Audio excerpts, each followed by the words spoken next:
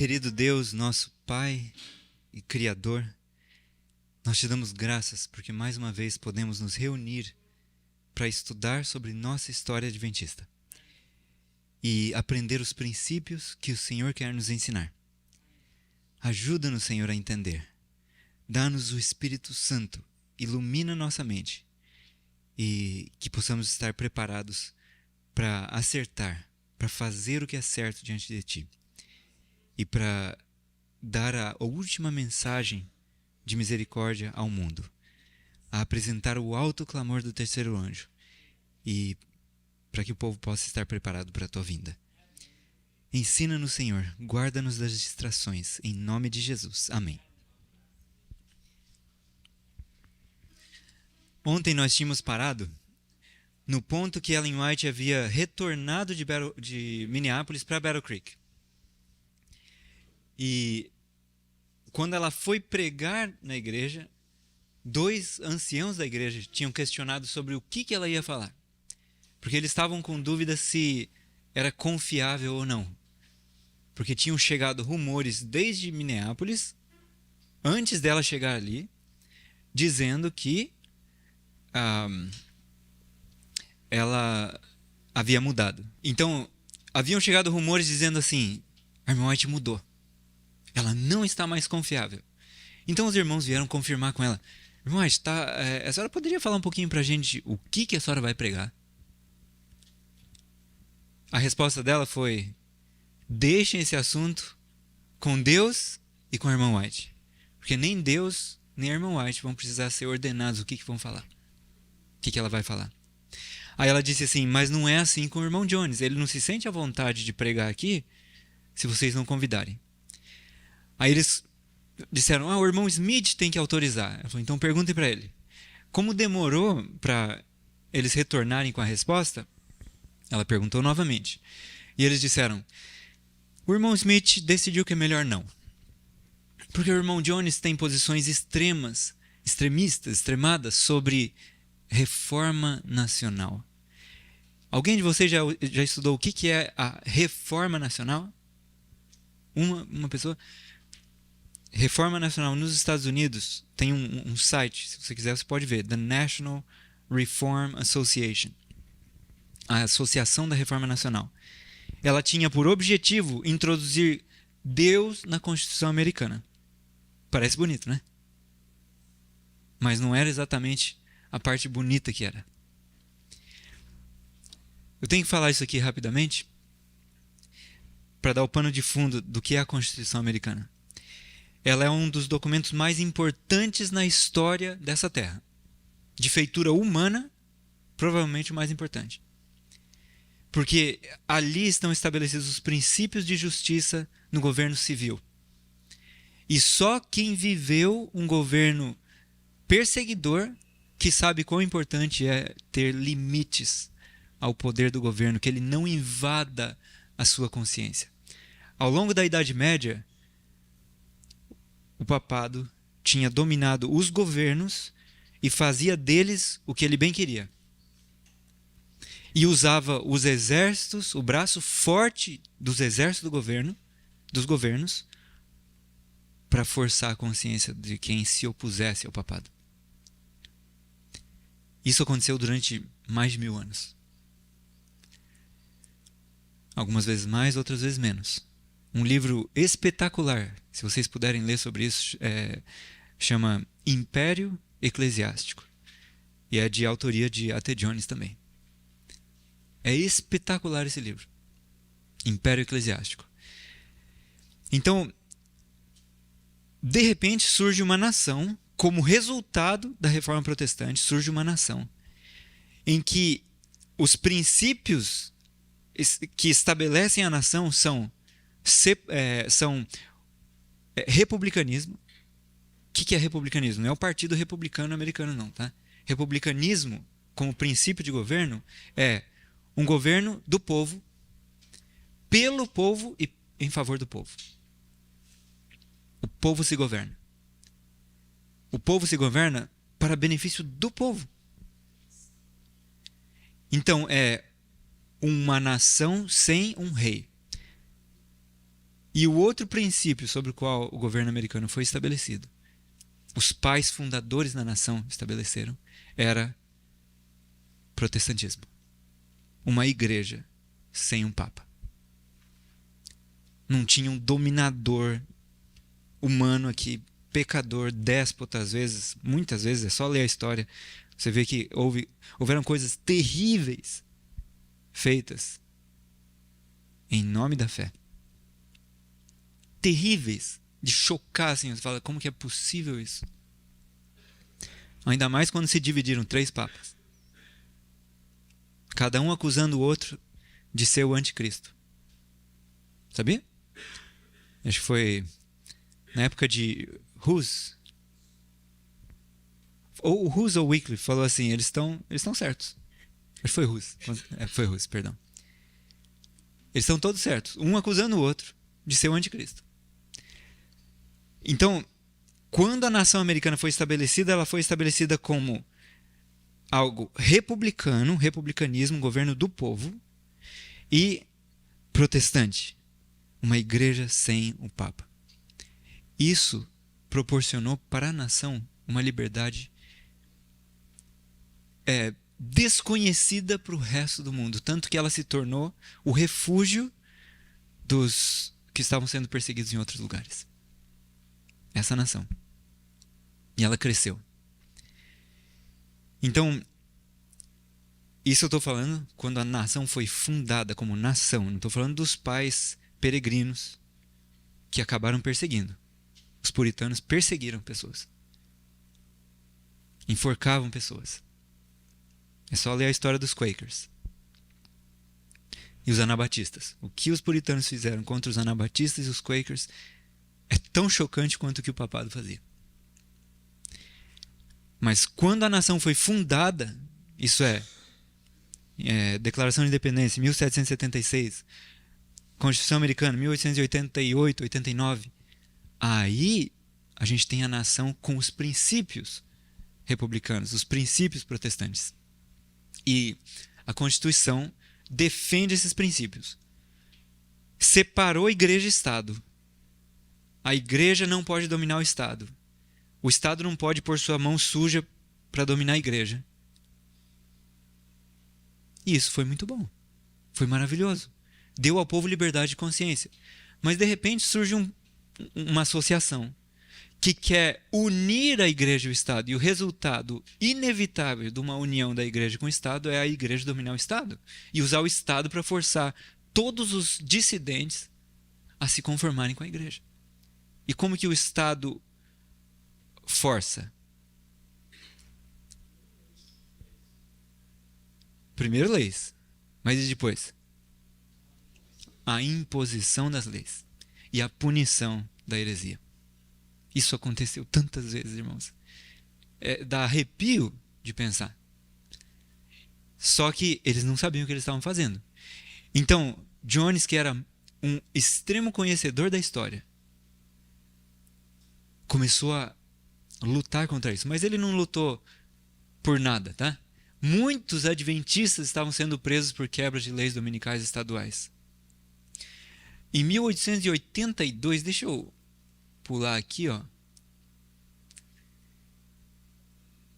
Joseph Waggoner, pai de Elliot Waggoner, e W.C. White, que era filho de Ellen White, estavam entre os 1.600 californianos presos entre março e junho de 82 por violarem a lei dominical. Você já tinha ouvido falar desses números? 1.600 pessoas só na Califórnia?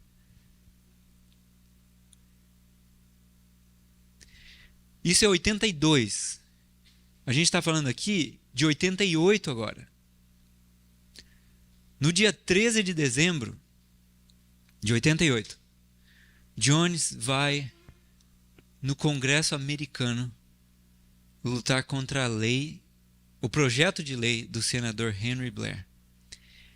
Esse senador, ele não estava propondo leis estaduais, era o Congresso americano, ou seja, da União, de todos os estados.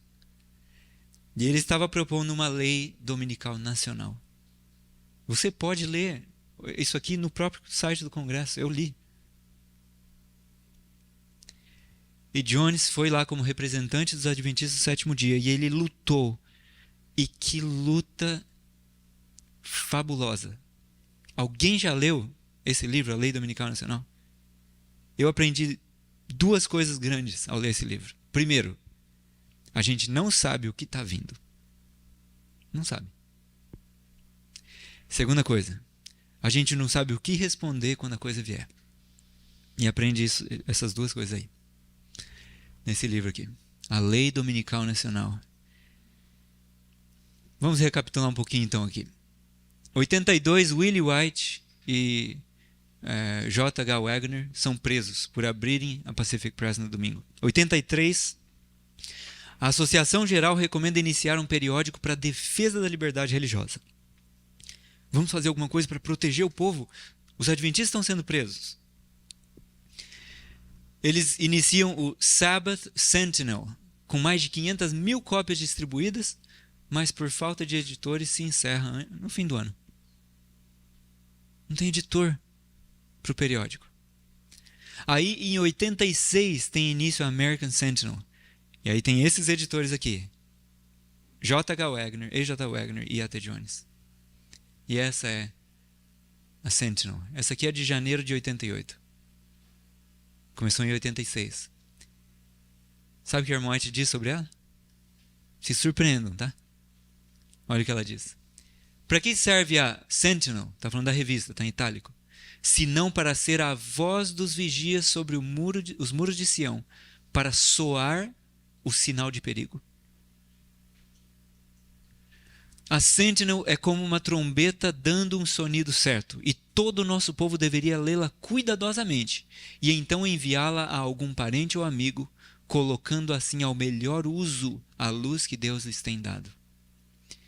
A Sentinel tem sido, na ordem de Deus, uma das vozes soando o alarme para que o povo possa ouvir e perceber seu perigo e fazer a obra requerida no tempo presente. Que todo obreiro por Deus compreenda a situação e coloque a Sentinel perante nossas igrejas. Opa! Se essa é a ordem, como que a gente não ouviu da Sentinel ainda? Explicando seus conteúdos e instando profundamente quanto aos avisos e fatos que ela contém. Que o Senhor ajude a todos a remir o tempo. Vocês viram essa frase aqui? Ó? Todo nosso povo deveria lê-la cuidadosamente.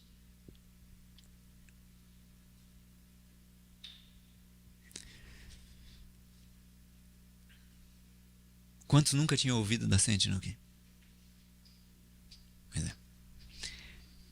Essa era a revista de liberdade religiosa. Tremenda. Os nomes das pessoas, as datas, realmente estão no passado. Mas os princípios continuam o mesmo. Eu comecei a ler, eu fiquei chocado. Tem esse texto aqui, ó. 1886. Jones publica na Sentinel. O tom pacífico de Roma nos Estados Unidos não implica uma mudança de coração. Ela é tolerante, onde ela não tem força, ela está desamparada. Irmão White, no grande conflito de 88, 2 anos depois, insere esse mesmo texto. Jones primeiro publicou na Sentinel esse texto. Em 88 ela vai publicar o mesmo texto no grande conflito, que não tinha antes no grande conflito. Versão de 84. E o discurso, eu recomendo fortemente, leiam esse discurso. Se você não quiser pegar o livro impresso, pega o áudio, está gravado o áudio. Ouça o discurso. É uma coisa chocante. Dá uma vontade de estar preparado, de preparar outras pessoas para o que está chegando. Como as ideias de alguns não estão exatamente de acordo com as deles em cada ponto da doutrina que envolve ideias e teorias menores, que não são questões vitais, a grande questão da liberdade religiosa da nação, que agora envolve tanto, é para muitos uma questão de pouca importância. Em 89, Jones publicou um livro chamado Civil Government and Religion, o governo civil e a religião. No início do livro, ele põe assim: essa pequena obra é o resultado das palestras apresentadas em 1888, Minneapolis. E sobre o que ele estava falando? Liberdade religiosa. Separação de igreja e Estado. Ele estava atacando a Associação da Reforma Nacional, que queria pôr Deus na Constituição para Deus civilmente, legalmente dominar sobre o povo. Isso é, usar a Bíblia como código legal do governo civil. O que seria o resultado disso? Se teu irmão pecar contra ti, vai entre ti e ele só, repreende-o. Se ele se arrepender, perdoa. Põe isso no Código Civil. O ladrão fala: eu me arrependo. E se ele pecar 7 vezes no mesmo dia, perdoa 7 vezes, certo? O ladrão vai, rouba, chega, a polícia pega, me arrependo. Volta lá, rouba mais um pouco, pegou de novo, me arrependo. Lembra-te do dia de sábado para santificar. O que eles iam ter que fazer então? Civilmente, eu estou falando, legalmente. Pôr à morte quem não guardasse o sábado. Porque no código que eles estavam pondo como código civil, que era a Bíblia, quem não guardasse o sábado morria. Só que aí, em vez de ser o sábado do 7º dia, os teólogos entravam e falavam assim: teve uma pequena alteração, passou a ser domingo agora. Aí os juízes iam falar: tá bom, entendemos. Apesar do código dizer sábado, é domingo. Então quem não guardar o domingo vai preso. Jones foi protestar contra isso. Ele falou: que absurdo é esse? Isso vai violar a consciência das pessoas. Mesmo se vocês estivessem defendendo o sábado do 7º dia, a gente se oporia. O governo civil não tem nada que ver com coisas religiosas.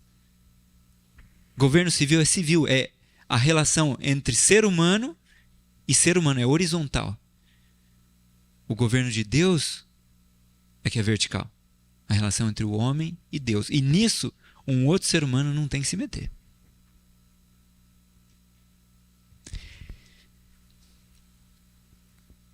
Satanás tem feito as coisas a seu modo, mas o Senhor levantou homens e deu-lhes uma mensagem solene para levar a seu povo, a fim de despertar os poderosos.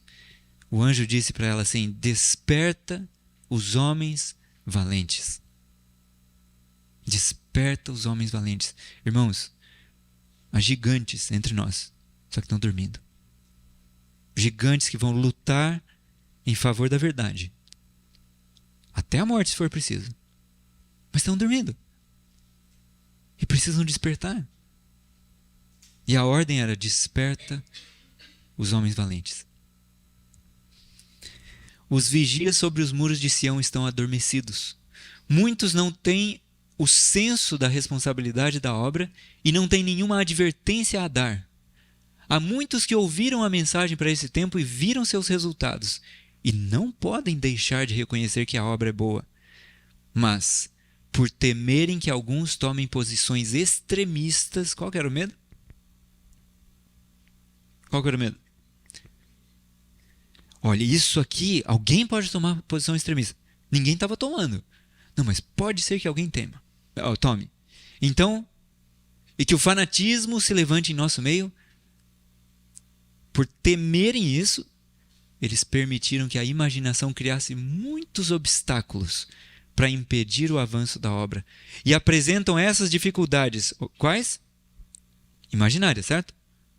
Apresentam essas dificuldades a outros, discorrendo sobre os perigos, de novo, imaginários, não eram reais, discorrendo sobre os perigos de aceitar a doutrina. Eles buscaram neutralizar a influência da mensagem da verdade. O caráter, os motivos e os propósitos dos obreiros que Deus enviou foram, passado, e continuarão a ser, futuro, nossa época, continuarão a ser deturpados. O que foi deturpado então? De quem? Quais eram os obreiros?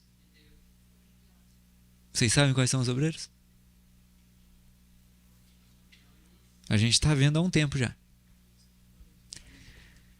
Homens se apegarão a palavras e afirmações que supõem serem equivocadas e aumentarão e falsificarão essas falas. Isso aqui é mentira, ó. Aumentar é mentira. Falsificar é mentira. Eles vão pegar coisas que eles supõem estarem erradas. Eles não sabem que está errado. Mas eles supõem. Irmão Smith, se você não tivesse sido preconceituoso, se relatos não o houvessem afetado, levando-o a fechar a entrada do coração contra o que esses homens apresentavam, se você, como os nobres bereanos, houvesse pesquisado as Escrituras para ver se o testemunho deles estava de acordo com a instrução bíblica, você estaria num território vantajoso e estaria muito mais adiantado em sua experiência cristã. Então, na época, quando Deus mandou, o Senhor mandou a mensagem de justiça pela fé, a mensagem de liberdade religiosa, aquilo que ia socorrer o povo dele, porque eles tinham perdido Jesus de vista, precisavam olhar de novo para Jesus. O que aconteceu? O preconceito, a difamação, as suspeitas malignas atrapalharam. Isso foi na época. Nos nossos dias, as mesmas coisas têm atrapalhado as mesmas pessoas. Atrapalhado de aceitar as mesmas mensagens das mesmas pessoas. Foi-me feita a seguinte pergunta: o que você acha dessa luz que esses homens, ela sempre está se referindo a Jones e Waggoner nesse contexto, tá? Ela está falando, esses homens estão apresentando essa mensagem. O contexto é logo após Minneapolis. O que você acha dessa luz que esses homens estão apresentando? Ora, eu a tenho apresentado a vocês nos últimos 45 anos, os incomparáveis encantos de Cristo. É isso que tenho tentado apresentar à mente de vocês. Quando o irmão Waggoner apresentou essas ideias em Minneapolis, foi o primeiro ensinamento claro sobre esse assunto que ouvi de quaisquer lábios humanos, com exceção de conversa entre mim e meu marido. Ela diz, quando o outro apresentou isso, cada fibra do meu coração disse amém. Quando ela ouviu a mensagem que o Waggoner apresentou, ela, amém, cada fibra do coração dela. Enquanto que o outro estava assim, ó, fora com isso. Extremismo, fanatismo. O outro lá chamou de frangotes. Lembra? Alguém chamou eles de frangotes.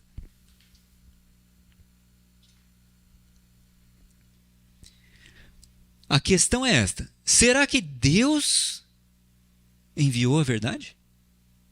Será que Deus suscitou esses homens para proclamar a verdade? Eu digo sim. Deus enviou homens para nos trazer a verdade. Agora, olha isso aqui, irmãos. A qual não teríamos. Tem gente que diz assim, não é suficiente ler o que Ellen White escreveu? A Bíblia? Para que eu tenho que estudar a mensagem de justificação para a fé que Jones apresentou? Então, para quem não estava aqui, esse livro, A Mensagem do Terceiro Anjo, é o registro de palavra por palavra do que ele apresentou não em Minneapolis, em 1893, que foi muito semelhante ao que ele apresentou em 1888. Nós não temos registro palavra por palavra do que apresentou em Minneapolis. Foi só na conferência seguinte, 1889, que começaram a escrever palavra por palavra do que acontecia na conferência. Mas de 93 nós temos palavra por palavra. Não só de Jones, de vários autores, vários pregadores. E, como eu disse, esse livro mudou minha vida e mudou a vida de muitas pessoas já. É algo maravilhoso. Deus enviou homens para nos trazer a verdade a qual não teríamos, a menos que Deus houvesse enviado alguém para trazê-la a nós. Deus mandou esses homens. A gente não ia ter isso. Tem gente que fala assim, o que eles falaram é igual ao que Lutero falou. Não é. É muito mais profundo. É muito mais profundo. Lutero conseguia falar assim, que não precisava guardar o sábado. Aliás, ele mandou matar um que guardava o sábado. Ele não tinha entendido a relação entre a lei e o evangelho. Ele tinha entendido o que o evangelho é. Mas ele não conseguiu ligar isso à lei. Tanto que ele chamou a epístola de Tiago de epístola de palha. Ele não tinha entendido. Mas de repente Deus traz uma mensagem muito mais profunda através de quem Ele quis. E a gente vai ver nas próximas citações que não importa quem fosse o instrumento. Deus podia fazer as pedras falarem. É isso que ela diz. A gente vai ver daqui para frente. Aqueles que Deus enviou com uma mensagem são apenas homens. Mas qual é o caráter da mensagem que eles levam? Porventura vocês ousam se desviar das advertências ou tratá-las de forma leviana pelo fato de Deus não ter consultado vocês acerca do que seria da preferência de vocês? Deus chama homens que falarão, que clamarão a plenos pulmões e não se deterão. Deus suscitou seus mensageiros para fazer seu trabalho para esse tempo. Alguns se têm desviado da mensagem da justiça de Cristo para criticar os homens e suas imperfeições. Foi isso que aconteceu em Minneapolis. Criticar os homens e as imperfeições deles. Só que isso tem sido passado. Cada geração tem visto a mesma crítica. E aumentada até. Ela está se tornando mais eficaz. É como se Satanás fosse minando o caminho para a gente não conseguir voltar e pegar a luz que Deus nos deu. Você vai voltar para pegar, você estoura numa mina, numa bomba. Fala, mas eles eram ruins. Eles apresentavam mal. Eles fizeram isso ou aquilo. Ou eles saíram da igreja. Mas você fala, eu não quero nada com alguém que saiu da igreja. E você perde a mensagem. Cristo registrou todos os discursos duros, orgulhosos e escarnecedores pronunciados contra seus servos como se fossem contra si mesmo. Deveríamos ser o último povo da terra a condescender no mínimo grau que seja com o espírito de perseguição contra aqueles que estão levando a mensagem de Deus ao mundo. Esse é o traço mais terrível de dessemelhança com Cristo que se manifestou entre nós desde a reunião de Minneapolis. O Senhor levantou o irmão Jones e o irmão Wagner para proclamar uma mensagem ao mundo, para quê? A fim de preparar um povo para permanecer em pé no dia de Deus. Você quer estar em pé no dia de Deus? Se você quer, estude essas mensagens. E lembre, eles saíram da igreja depois? Saíram. Eles foram alvo de crítica? Foram. A irmã White descreve Jones e Kellogg como tendo recebido amargas críticas. E aí, anos depois, ela descreve eles como sendo homens amargos. O que aconteceu com eles? Deixaram de olhar para Cristo, começaram a olhar para os homens e se transformaram naquilo que eles contemplaram. Paulo recebeu amargas críticas, mas ele continuou olhando para Cristo. Eu e você vamos receber amargas críticas. Se a gente quiser fazer o certo, todos que quiserem viver piedosamente em Cristo Jesus hão de sofrer perseguição. Continue olhando para Cristo. Não desvie os olhos. Sabemos que o irmão Jones está dando a mensagem para este tempo. Alimento a seu tempo para o faminto rebanho de Deus. O irmão Jones tem levado a mensagem de igreja em igreja e de estado em estado. E luz, liberdade e o derramamento do Espírito de Deus têm acompanhado a palavra. Vocês viram por que Satanás se levantou contra isso? Tem um lugar que ela descreve como se fosse ondas de glória rolando sobre a congregação. Com as palestras que estavam sendo apresentadas.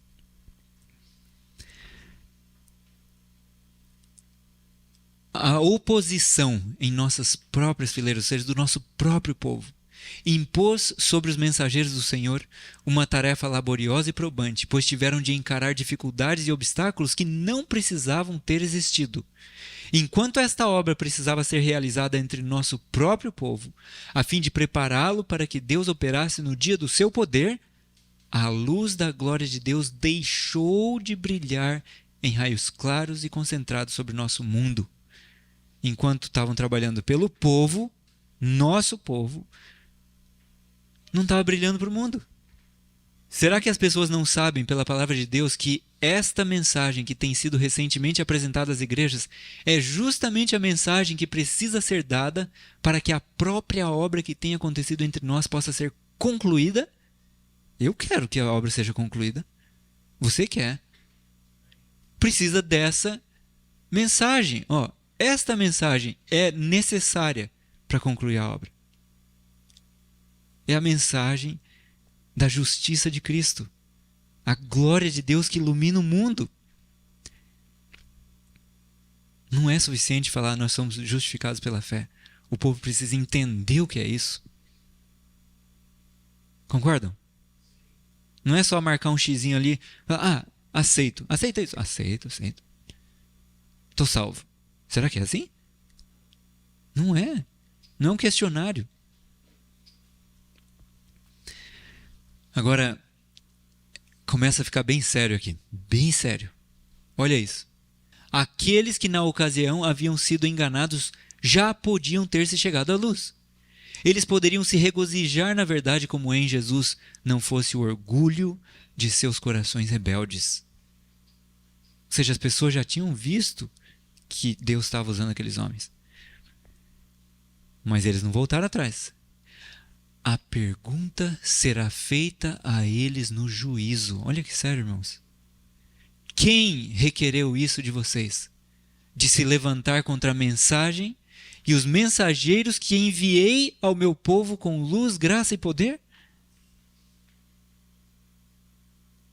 Deus levou ela para o juízo e mostrou que pergunta vai ser feita. Não é de temer, irmãos, sair difamando os mensageiros de Deus? Não dá medo?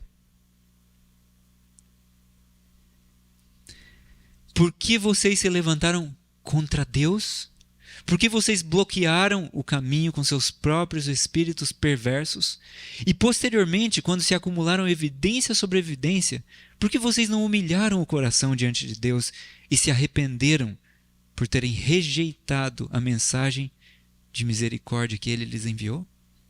Nenhum de vocês terá qualquer desculpa perante o grande trono branco, quando Deus lhes perguntar: por que vocês não uniram seus interesses com os mensageiros que enviei? Por que vocês não aceitaram a mensagem que enviei por intermédio de meus servos?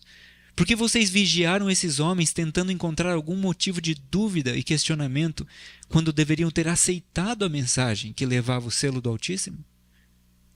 Se cada agente humano se calasse, uma voz seria dada às pedras e elas clamariam. A mensagem avançaria com poder cada vez maior. Meu irmão, por que você alimenta tanta amargura contra o irmão A.T. Jones e o irmão Wagner? Deus deu ao irmão Jones e ao irmão Wagner uma mensagem para o povo. Quando você rejeita a mensagem trazida por esses homens, você rejeita Cristo, o doador da mensagem. Está ficando claro, irmãos? Vocês estão vendo o que aconteceu na nossa história? Dá para começar a entender um pouco por que a gente está na situação que está? Por que ainda estamos aqui? A repreensão de Deus tem estado há anos sobre esses homens que ocupam posições de responsabilidade. Contudo, eles não humilharam o coração nem se converteram, nem confessaram em quais aspectos eles resistiram às mensagens que Deus tem dado ao seu povo. Eles demonstraram desprezo tanto pelo mensageiro quanto pela mensagem, desde a época que os irmãos Jones e Wagner receberam uma obra especial a fazer nesses últimos dias. A luz tem brilhado sobre o tema da justificação pela fé e a justiça imputada de Cristo. Esses são os nossos temas. Cristo crucificado pelos nossos pecados. Cristo ressuscitado dentre os mortos. Cristo nosso intercessor perante Deus.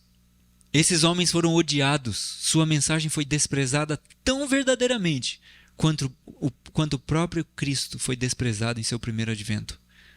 Homens finitos têm lutado contra Deus, contra a verdade e contra os mensageiros escolhidos do Senhor, opondo-se a eles por todos os meios que ousaram empregar.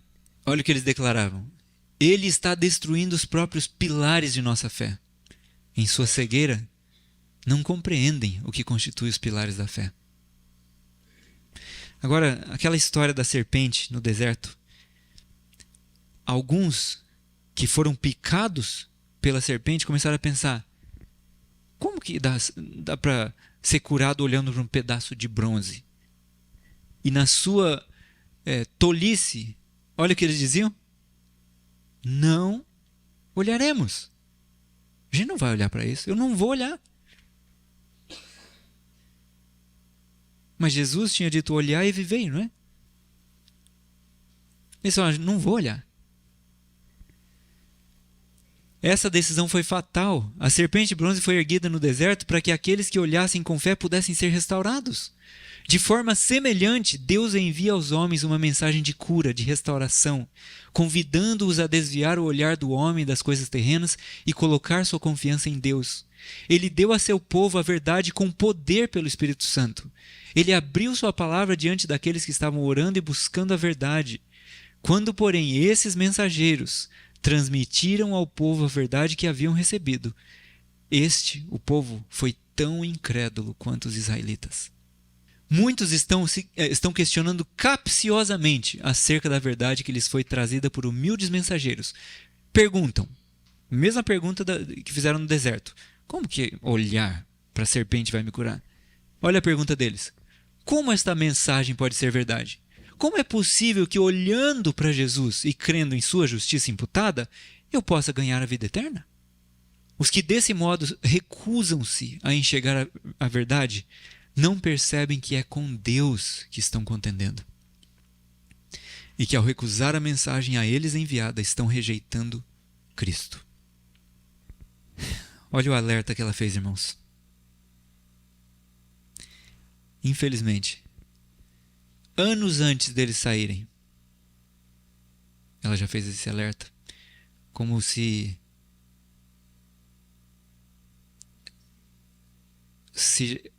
prevendo: o inimigo pode derrubar eles. Ela já deve ter visto ao longo da história muitos casos em que Satanás atacou o mensageiro de Deus.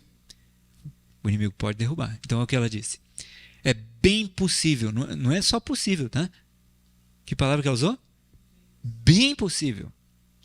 É bem possível que os irmãos Jones ou Wagner sejam vencidos pelas tentações do inimigo. Mas caso tal venha a ocorrer, isso não seria a prova de que eles não receberam uma mensagem de Deus, ou que a obra que fizeram foi um completo erro. Não é prova de que a mensagem não estava certa, que Deus não usou eles, não é prova. Mas, se isso viesse a acontecer, o quê? Que eles caiam, sejam vencidos. Quantos tomariam essa posição? Que posição? De que a mensagem foi errada. Quantos tomariam essa posição e entrariam em um engano fatal, porque não estão sob o controle do Espírito de Deus? Era possível eles caírem, e eles caíram. O povo poderia ter aceito.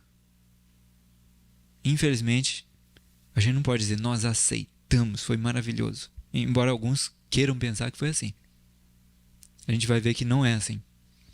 Se cada soldado de Cristo houvesse cumprido seu dever, se cada vigia sobre os muros de Sião houvesse dado à trombeta o sonido certo, o mundo já poderia haver ouvido a mensagem de advertência. Mas a obra está com anos de atraso. Se o poder de Satanás puder entrar no próprio templo de Deus e manipular as coisas como ele quiser, o tempo de preparo será prolongado. É triste? Eu não gostaria que o tempo fosse prolongado.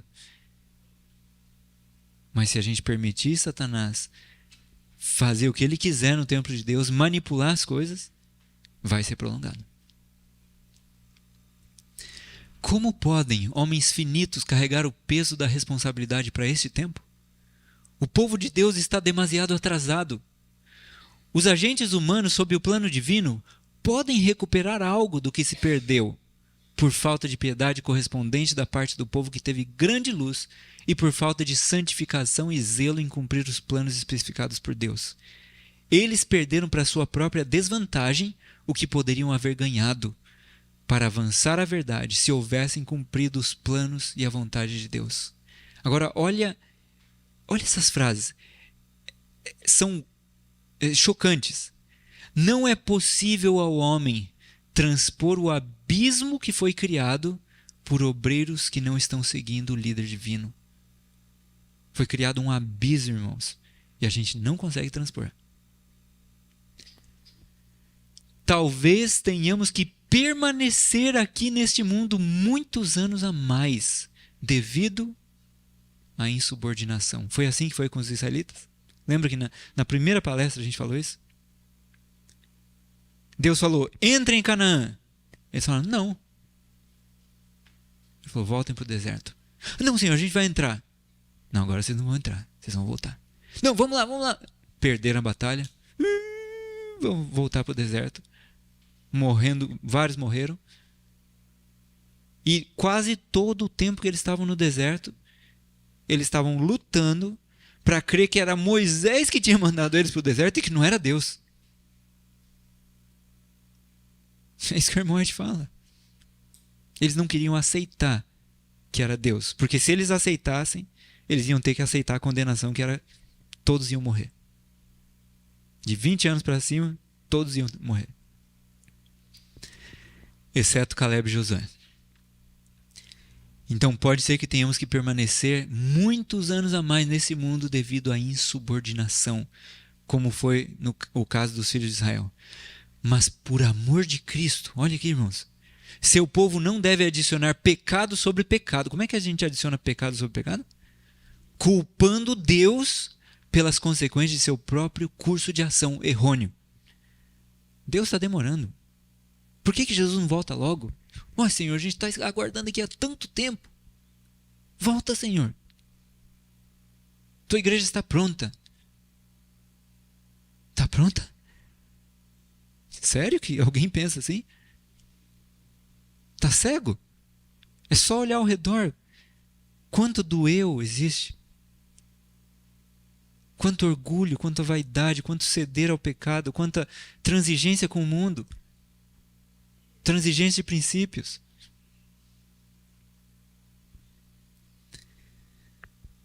No entanto, se todos agora percebessem sua situação, confessassem e se arrependessem do curso de ação que eles mesmos tomaram ao se apartarem da verdade de Deus para seguir planos humanos, o Senhor então perdoaria.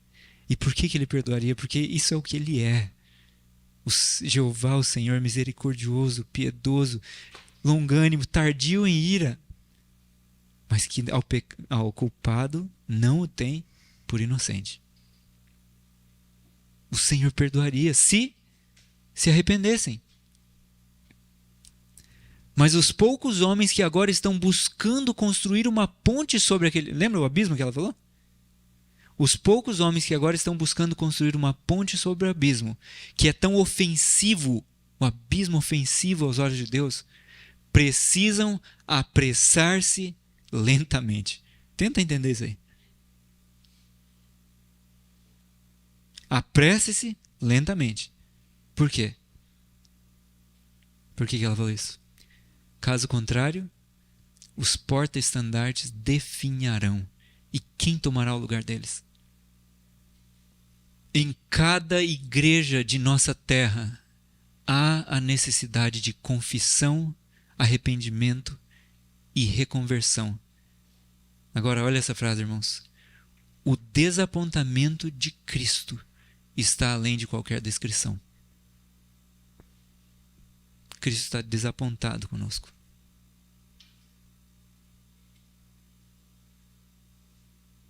No entanto, se nós nos arrependermos, Ele perdoa. Ele quer nos vestir com as vestes da justiça dele. Se nós aceitarmos o convite, vinde, pois tudo está pronto. Vinde à ceia. Esse é o convite. O mesmo chamado que João Batista fez. Arrependei-vos. O mesmo chamado que Cristo fez. Arrependei-vos, pois é chegado o reino dos céus. O mesmo chamado que os apóstolos fizeram. Arrependei-vos e convertei-vos, para que sejam apagados os vossos pecados. É o mesmo chamado que é feito para nós. Arrependam-se. Para a igreja de Deus. Cada pessoa, arrependam-se. Confessem seus pecados. Cristo é humilhado em seu povo. Agora, esse eu acho que é o texto mais reconfortante para mim, da questão de Minneapolis. Ela fala no contexto de Minneapolis. E é uma promessa maravilhosa, irmãos. E eu creio que essa promessa está se cumprindo. Olha o que está escrito. Quando a mensagem de Deus encontra oposição, ela encontrou oposição em Minneapolis? Ela encontra oposição hoje? Olha o que Deus faz. Ele concede a ela, a mensagem, força adicional, força que ela não tinha, mas que está vindo a mais. Como se fosse reforços. Força adicional. Para quê? Para que possa exercer maior influência. Dotada de energia vital, celestial, ela abrirá seu caminho pelas mais espessas barreiras. Dissipará as trevas, refutará o erro, ganhará conquistas e triunfará sobre cada obstáculo. Você crê nisso? É o Senhor que disse isso.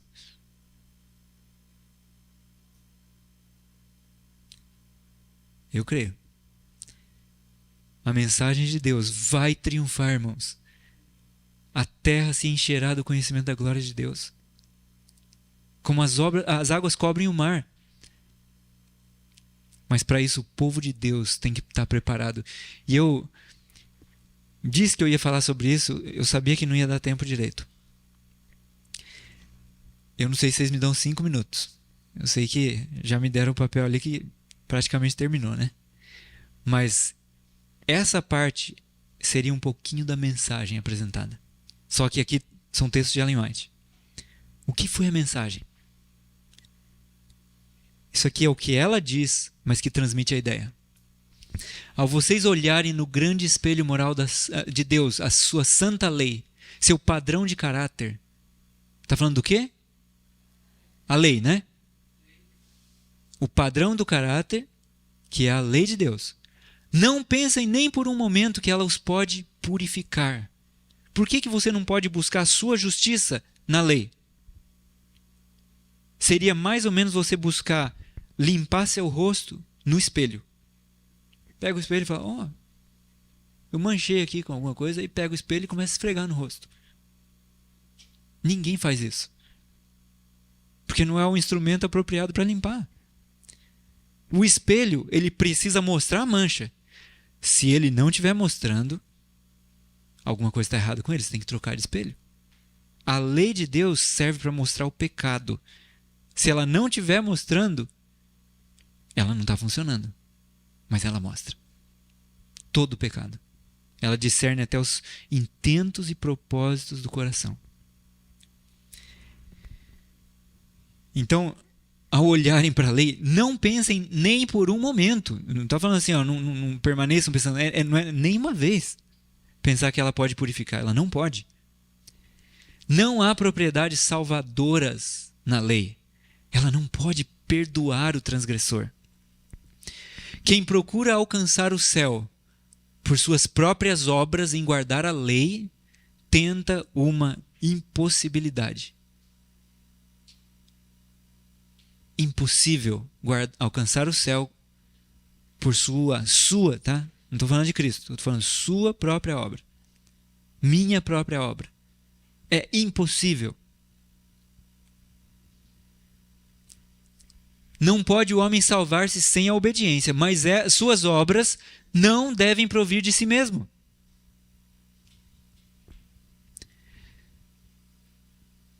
Não há um ponto que necessite ser realçado com mais diligência, repetido com mais frequência ou estabelecido com mais firmeza na mente de todos, do que a impossibilidade de o homem caído merecer alguma coisa por suas próprias e melhores boas obras. É impossível, irmãos, você merecer alguma coisa por suas próprias obras. Que ninguém assuma a atitude limitada e acanhada de que qualquer das obras do homem possa ajudar no mínimo que seja a liquidar a dívida de sua transgressão. A gente tem dívida com Deus. As boas obras não pagam a dívida. Milhares e milhares afirmando ser filhos de Deus são filhos do maligno. Eu pensei que a gente era filho de Deus. Não, mas se você depender das suas próprias obras, você é filho do maligno. Deus não te reconhece como filho. Então as obras não pagam essa dívida, a gente está em déficit. Se juntássemos tudo que é bom e santo e nobre e belo no homem e apresentássemos o resultado aos anjos de Deus como se desempenhasse uma parte na salvação da alma humana ou na obtenção de mérito, a proposta seria rejeitada como traição. Perceberam isso? Pega tudo que tem de melhor em você, apresenta para os anjos. E aí, anjos, isso me ajuda a ser salvo? Agora eu mereço alguma coisa? O anjo fala, traidor. Traidor? Você está querendo ajuntar seus trapos sujos à veste limpa do nosso mestre? Isso é traição. Últimos slides, tá? Quando o pecador, penitente, contrito diante de Deus, discerne a expiação de Cristo em seu favor e aceita essa expiação como sua única esperança nesta vida e na vida futura, seus pecados são perdoados. Irmãos, vocês querem ter os pecados perdoados? Querem? O que tem que fazer? De modo penitente e contrito, entender a expiação de Cristo em seu favor, ou seja, ele fez por mim, discernir isso e aceitar. Aceitar como nossa única esperança. Os pecados são perdoados. Isso é justificação pela fé. Toda pessoa crente deve submeter sua vontade inteiramente à vontade de Deus e manter-se num estado de arrependimento e contrição, exercendo fé nos méritos expiadores do Redentor e avançando de força em força, de glória em glória. Vamos terminar com esse aqui. Esse é o texto, para mim, mais bonito que fala sobre justificação pela fé. Perdão e justificação são uma só e a mesma coisa. Pela fé, o crente passa da posição de quê? Rebelde, ele era um rebelde. Pela fé, ele passa dessa posição de rebelde, de filho do pecado e de Satanás, para a posição de quê? De súdito leal de Cristo Jesus. Ele era o quê? Rebelde. O que ele é agora? Súdito leal. Como que ele fez essa passagem? Pela fé. Não é por obras dele, é pela fé. Ele se agarra a isso.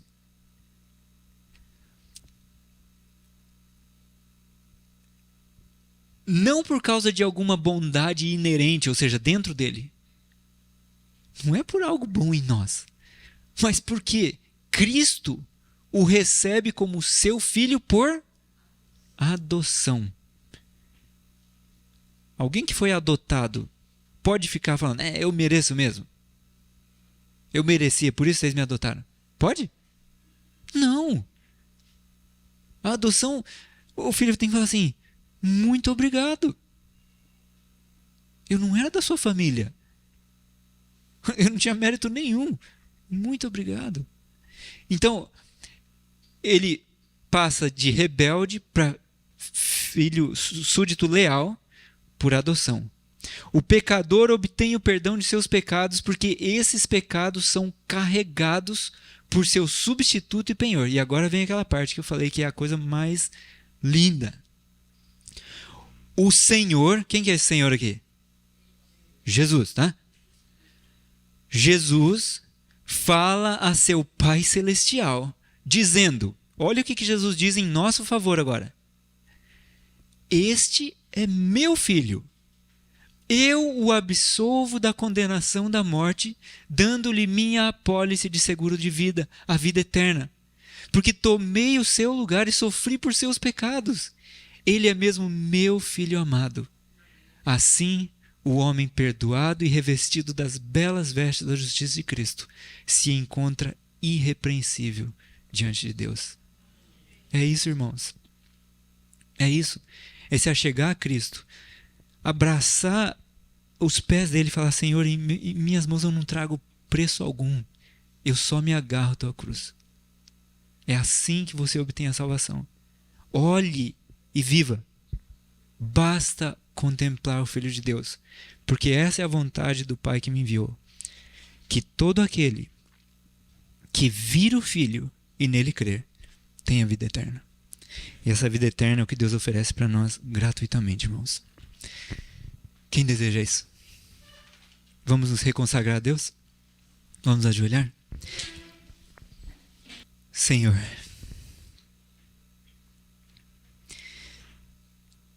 nós só podemos te louvar pela grande salvação que nos é oferecida. Graças por nos fazer entender que não são nossos os méritos, mas eles são de Cristo. Contudo, nós podemos nos agarrar a eles pela fé, nos apropriar das belas vestes da justiça de Cristo, olhar para Cristo e viver. Ajuda-nos, Senhor, a olhar. Que nosso coração orgulhoso não se levante em rebeldia contra Ti, mas que Teu Espírito possa diariamente nos subjugar, nos dominar e nos preparar para estarmos em pé na Tua vinda. Nós nos consagramos a Ti, Senhor. Usa-nos segundo Tua vontade. Dá-nos uma parte a realizar em Tua obra, que possamos proclamar ao mundo a beleza de Cristo. Convidar as pessoas para receber as vestes brancas. Pedimos isso, Senhor, e confiamos a guarda de nossa alma a Ti. Em nome de Jesus. Amém.